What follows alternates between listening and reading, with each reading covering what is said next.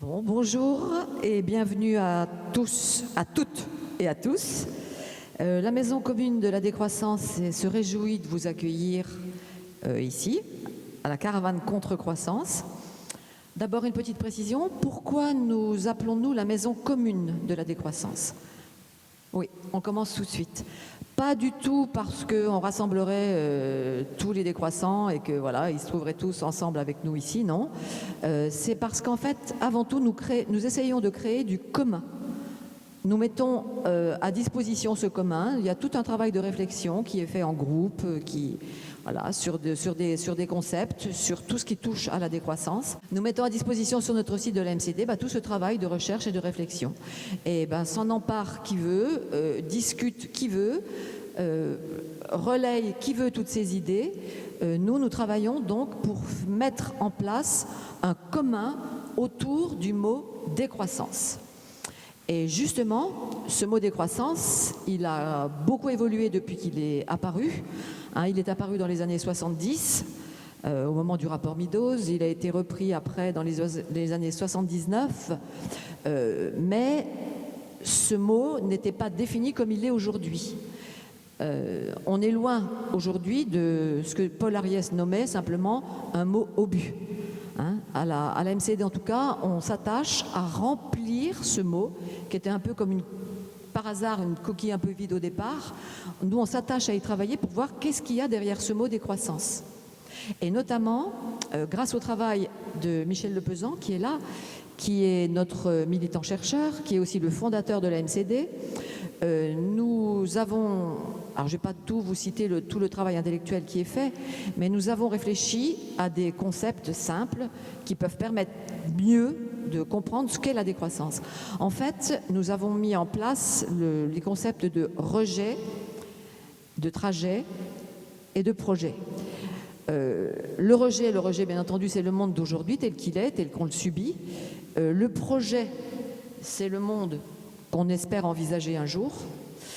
Et le fait de passer de l'un à l'autre, de ce qu'on vit aujourd'hui vers quelque chose qu'on espère mieux, ça ne va pas se faire d'un claquement de doigts, ça ne va pas se faire avec juste une téléportation, ça n'existe pas, ni avec une soucoupe volante, rien.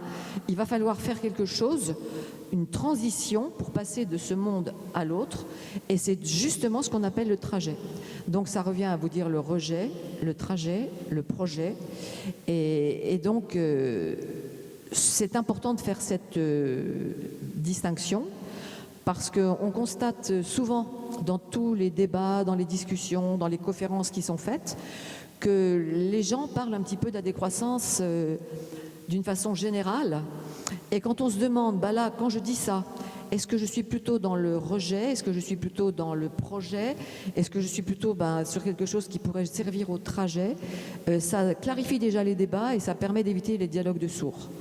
Donc ce travail est vraiment fondamental et c'est ce qu'on s'emploie à faire à la Maison commune de la décroissance, de créer donc du concept, qui est donc un travail théorique, qui n'est pas près des actions et des alternatives concrètes, etc., mais qui est la base fondamentale d'un changement qu'on peut envisager.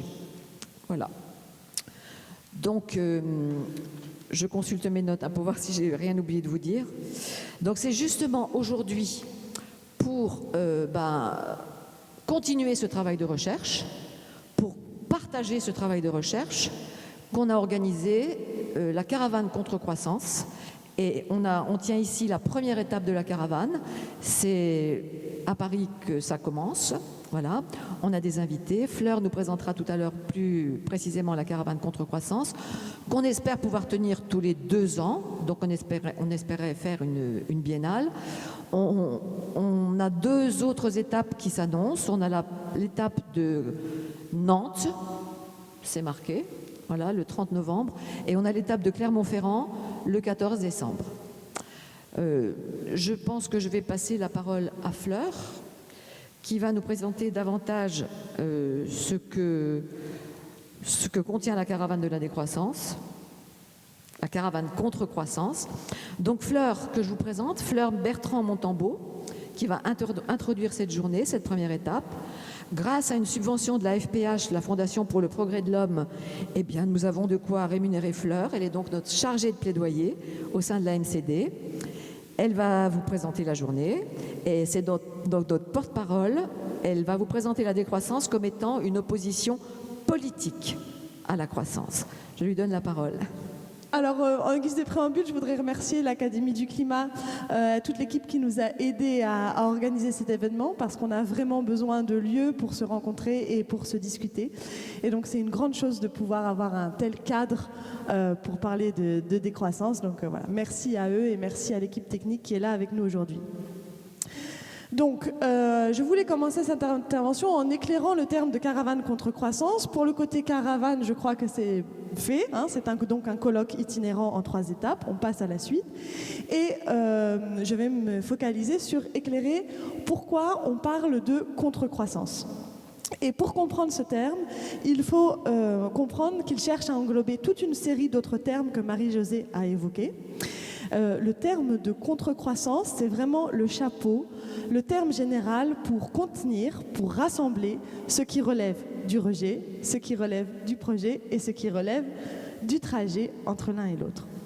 Donc je vais quand même un petit peu insister sur cette notion de trajet parce que en fait, il est important de ne pas cantonner la décroissance au domaine du rejet, au domaine de l'anti, et plus encore, il faut explicitement renoncer, volontairement renoncer, à en faire un projet politique en tant que tel.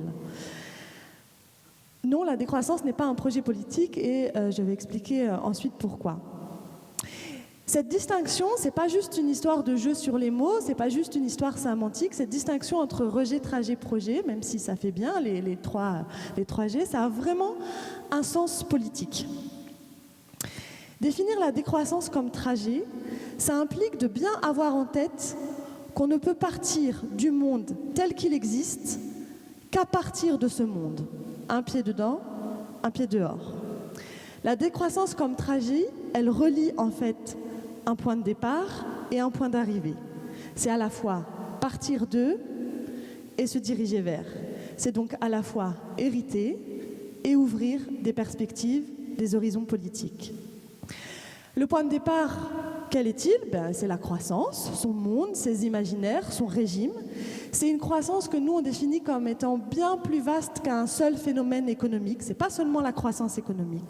Aujourd'hui, en plus de vivre dans de la croissance économique, nous vivons dans des sociétés de croissance où l'ensemble des pans de la vie sociale sont engloutis, encastrés dans l'économie, qui vise à en fait, l'extension illimitée de son domaine. Mais nous vivons également sous l'emprise du régime politique de la croissance, qui est celui du libéralisme. Donc c'est de cette triple domination économique, socioculturelle et politique dont nous voulons partir, dont nous voulons nous libérer. Pour aller où ? Eh bien, le point d'arrivée, c'est ces fameux mondes d'après, dont on entendait tant parler pendant le Covid.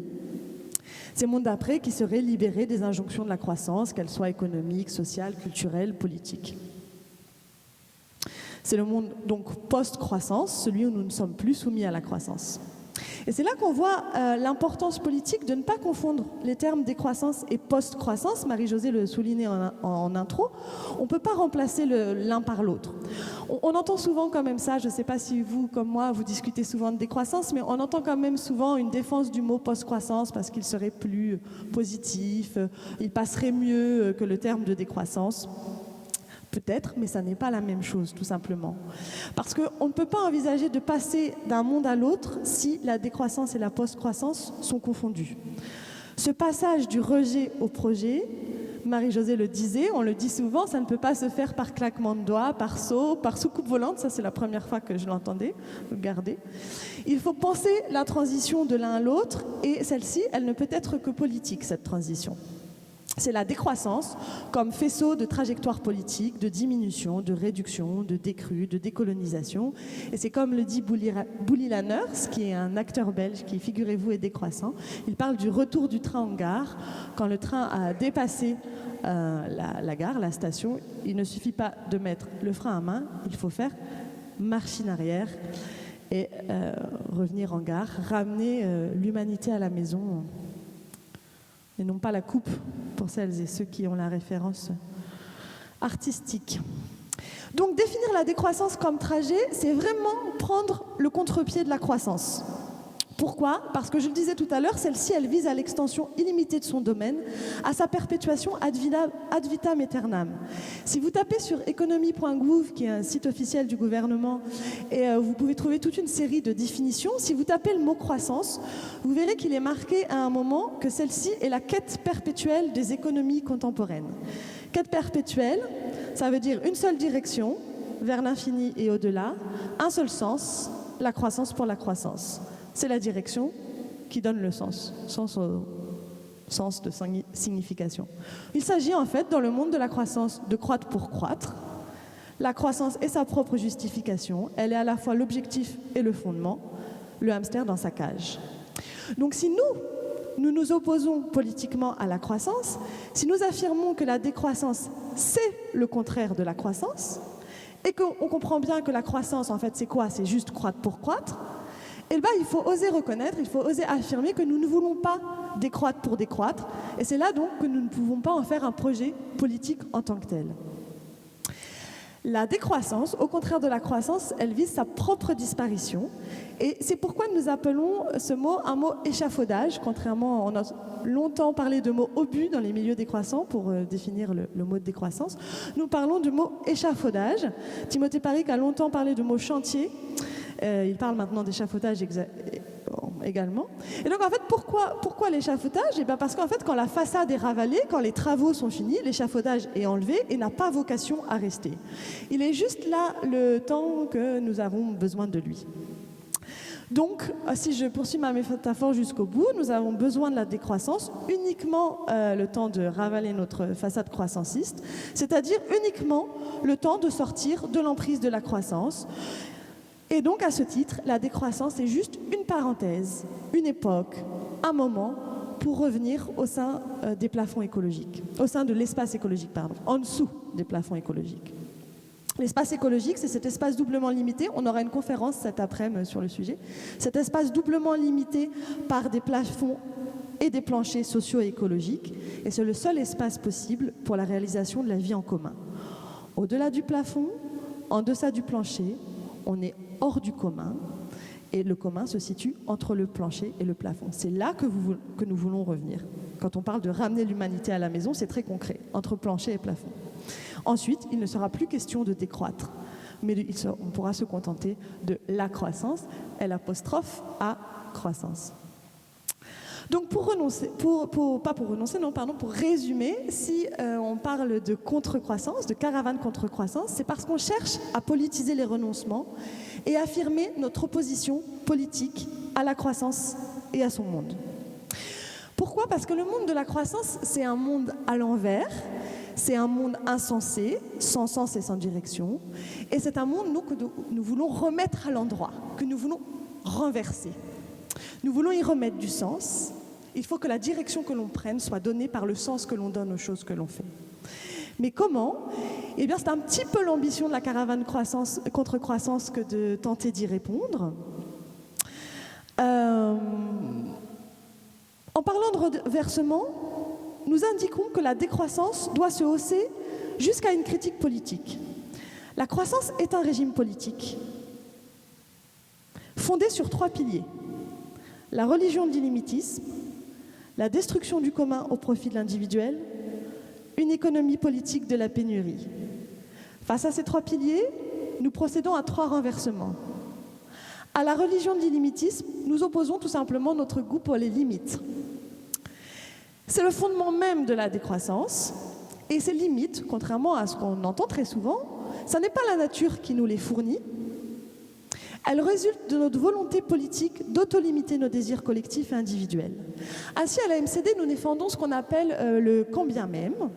Le quand bien même, c'est un petit pas de côté, un petit exercice de décolonisation des imaginaires que je vous propose qu'on fasse ensemble maintenant. En fait, il s'agit d'imaginer aux joies, au bonheur, un monde où il n'y aurait pas de bouleversement climatique en cours, où les ressources se renouvelleraient magiquement par elles-mêmes. On pourrait puiser dedans à l'infini, sans que cela pose un problème de raréfaction des ressources. Et alors, il faut se poser la question, une fois qu'on a fait cet exercice d'imagination, est-ce que nous serions quand même décroissants, même si les ressources se renouvelaient et qu'il n'y avait pas de bouleversement climatique en cours? Eh bien, à cette question, nous répondons oui, parce qu'en réalité, nous ne sommes pas décroissants par contrainte, nous ne sommes pas décroissants parce que nous avons une épée de Damoclès écologique au-dessus de la tête, mais nous sommes décroissants bel et bien par choix et par goût des limites. Et donc, nous plaidons pour l'abandon du fameux slogan que je pense vous connaissez tous et toutes, qui est, à chaque fois, il faut que je le relise, parce qu'une croissance infinie dans un monde fini est impossible. En réalité, même si c'était possible, nous ne souhaiterions pas de la croissance, parce que, au-delà d'être un phénomène économique, elle est un phénomène socio-culturel et politique, on l'a déjà dit. Elle nous impose des modes de vie qui sont totalement absurdes, la plupart du temps dénués de sens, et insoutenables socialement. Voilà pour le premier renversement. Le deuxième est celui du refus de l'individualisme et la priorité que nous accordons à la vie sociale sur la vie individuelle. Faire de la conservation de la vie sociale l'objectif de la décroissance, c'est redonner du sens à nos vies individuelles en dehors de nous-mêmes. C'est lever le fardeau qui pèse sur nos frêles épaules dans le monde de la croissance, celui qui nous fait croire que nous devons trouver le sens de la vie seuls et sans les autres, que la solution est en nous, et que la question du sens de la vie n'est pas politique, que c'est une quête que nous devons mener par nous-mêmes et que la croissance est là pour nous donner les moyens de parvenir à mener cette quête. Redonner priorité à la vie sociale, c'est oser affirmer qu'au préalable, il n'y a pas des individus qui, en s'agrégeant, en s'additionnant, forment société. En réalité, c'est la société qui est en préalable aux individus, le commun précède la vie individuelle, la coexistence précède l'existence. Et donc, c'est à ce titre qu'on défend qu'il faut donner priorité au commun sur l'individu. Alors, il y a un bon exemple de ça qui est, j'oublie toujours comment on prononce son nom, je ne sais pas si c'est Christophe Galtier ou Galtière, on me le dit à chaque fois, mais j'oublie, qui était l'ancien entraîneur du PSG et qui avait une équipe de champions, une équipe de stars. Tous les meilleurs joueurs du monde, il y a 2-3 ans, je crois, quand il était entraîneur, étaient réunis au sein de l'équipe du PSG et ils perdaient tous leurs matchs. Et donc j'avais vu passer 2-3 articles où tout le monde se demandait mais enfin pourquoi perdent-ils tous leurs matchs? C'est pas possible, c'est les meilleurs du monde, comment est-ce possible? Et en réalité c'est parce que les joueurs jouaient pour eux-mêmes, pour eux, pour la fame, pour la gloire. Ça fonctionnait pas.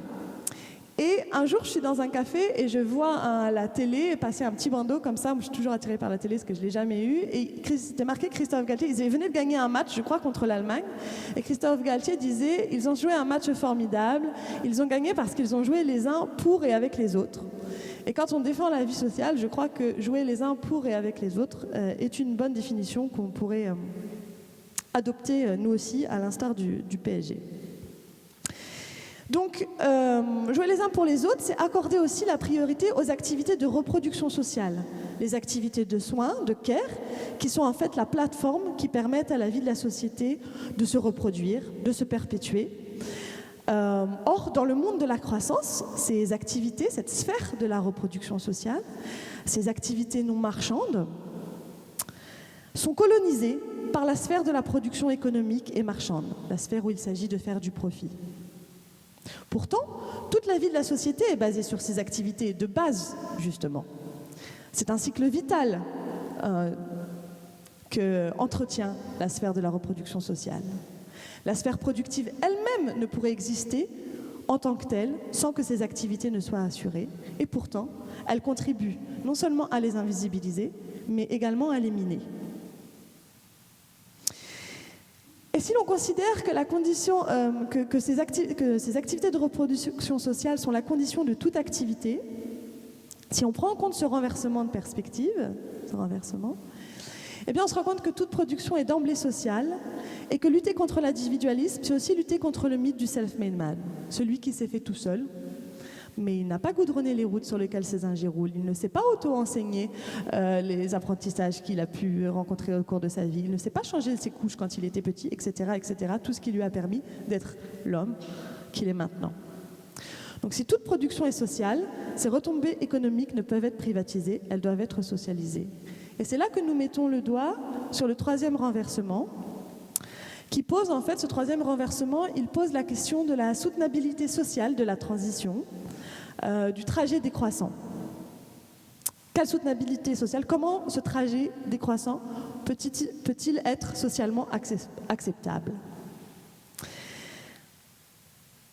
Ce troisième renversement nous dit qu'on peut tenter, en tout cas, de rendre le trajet décroissant socialement acceptable en faisant de l'économie politique de la décroissance une économie de l'abondance et non pas une gestion inégalitaire de la rareté, non pas une économie politique de la pénurie comme nous le vivons actuellement et comme elle risque de s'aggraver dans les années à venir.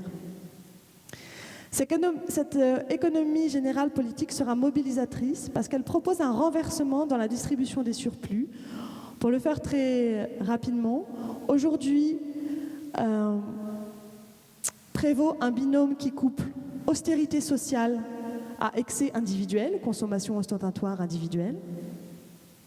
Il faut inverser ce binôme pour passer de sobriété personnelle couplée à dépenses sociales.